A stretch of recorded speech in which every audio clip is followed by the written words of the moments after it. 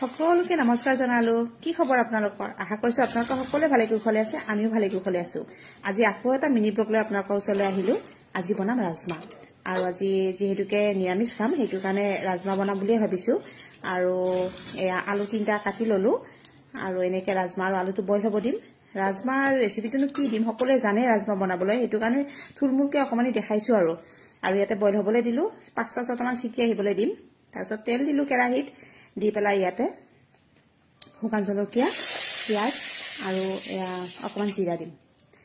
এনেকে ধুনীয়াকৈ ভাজি ল'ম।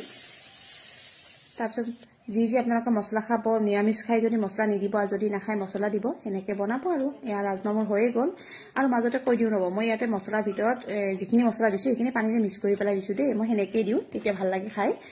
আৰু এয়া ৰাজমাটো ৰেডি হৈয়ে যাব। আজি যিহেতুকে ডাঙৰ বাবু সৰু বাবু আৰু ময়ে আছো, মিষ্টাৰ অফিচলৈ গৈছে। আমি ভাবিলো এনেকেই খাম, ৰাজমা বনাম আৰু এখন কিবা মিক্স ভাজি বনাই ল'ম, আৰু তেনেকেই খাম।